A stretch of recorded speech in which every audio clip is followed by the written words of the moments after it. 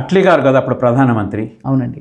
ఆ 56లో వచ్చినప్పుడు బెంగాల్ గవర్నర్ ఆయన పేరేంటి చక్రవర్తి గారు, అవునండి, వారితో ప్రైవేట్ మీటింగ్లో గాంధీ గారి మీకు ఇండిపెండెన్స్ ఎందుకు ఇచ్చారు భారతదేశానికి, మీరు ఏ అంశాలు ప్రభావితం చేస్తే మీరు ఇండిపెండెన్స్ ఇవ్వవలసి వచ్చిందంటే సుభాష్ చంద్రబోస్ పాత్ర ఎక్కువ ఇవ్వవలసి వచ్చింది, ఒత్తిడి అయ్యింది అప్పటికి. మరి గాంధీ పాత్ర అంటే నవ్వి నామినల్ అని అన్నాడు అని అంటున్నారు. ఇది నిజమే కదండి? అంటే వాస్తవానికి గాంధీజీ చేసినటువంటి కొన్ని గొప్ప పనుల్ని మనం అంగీకరించి తీరాలి. గాంధీ గారు అస్సలేమి చేయలేదు అని అనడం పొరపాటు అవుతుంది. ఎందుకంటే గాంధీ ఈ దేశంలోని గ్రామానికి వెళ్ళినటువంటి ఏకైక నేత. మీరు అంగీకరించండి అంగీకరించకపోండి, ఆయన రాజమండ్రికి వచ్చారు, ఏలూరుకి వచ్చారు, భీమవరంకి వచ్చారు, మీకు విజయవాడకు వచ్చారు, నెల్లూరుకి, గుంటూరుకి, ఇట్లా ప్రతి మేజర్ పట్టణానికి గాంధీ గారు వెళ్ళారు. దేశమంతా పర్యటించారు. దేశమంతా కూడాను స్వాతంత్ర పిపాసను పెంచే దిశగా కంటిన్యూస్ ప్రోగ్రామ్స్, ఒక ప్రోగ్రాం తర్వాత ఒక ప్రోగ్రాం ఇచ్చారండి. ఆయన ఒక పెద్ద గాంధీజీ ఒక మాస్టర్ స్ట్రాటజిస్ట్. గొప్ప స్వాతంత్ర ఒక ఉద్యమం జరిగిన తర్వాత ప్రజల్లో కొంత అలసట వస్తుంది. అలసట వచ్చిన సమయంలో ఆయన హరిజనోద్ధరణ, ఖద్దరు ప్రచారము, హిందీ భాషా ప్రచారము, లేకపోతే మహిళలకి సంబంధించినటువంటి యూనిట్స్ ఏర్పాటు చేయటము, చర్ఖా వడకటము, ఈ రకంగా ఆయన దేశవ్యాప్తంగా కార్యక్రమాలు ఇచ్చేవారండి. తిలక్ స్వరాజ్ నిధి పేరిట డబ్బు సేకరణ చేయటం పేరిట ఆయన దేశం అంతా తిరిగారు.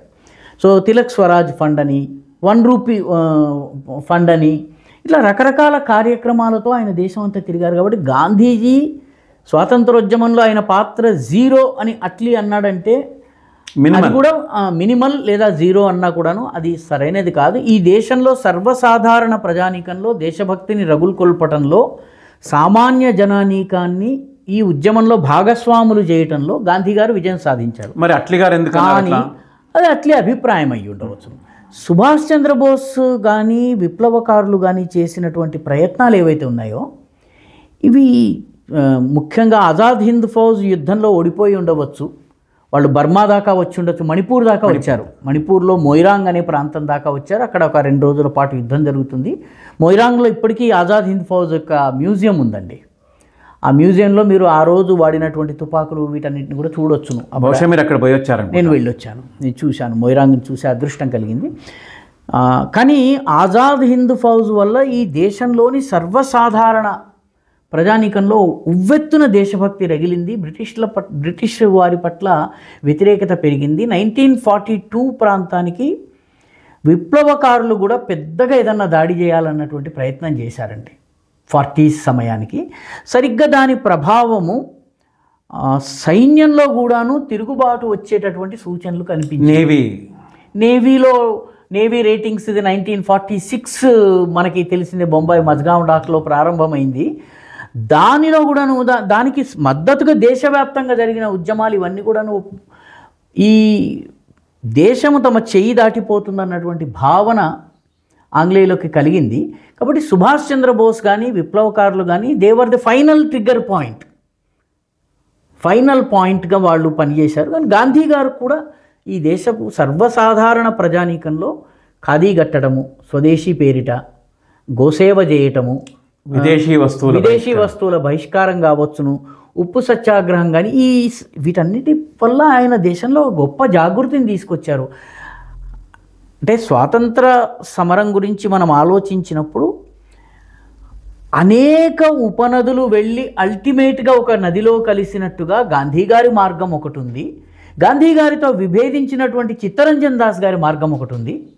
చిత్తరంజన్ దాస్ గారు స్వరాజ్య పార్టీని పెట్టారు. వారు ఆ స్వరాజ్య పార్టీలో కొందరు ప్రధానమైన మోతీలాల్ నెహ్రూ అందులో ఉండేవారు స్వరాజ్య పార్టీలో.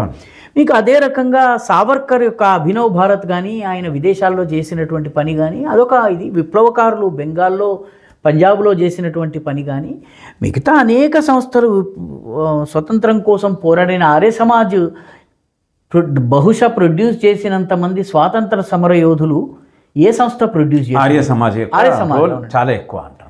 ఆర్య సమాజ్ వాస్తవానికి ఒక ధార్మిక సంస్థ, కానీ ఆర్య సమాజ్ నుంచి తయారైనటువంటి భాయ్ పరమానంద్ కానీ వీళ్ళు లాలా హర్దయాళ్ కానివ్వండి, వీళ్ళందరూ గదర్ పార్టీని స్థాపించారు.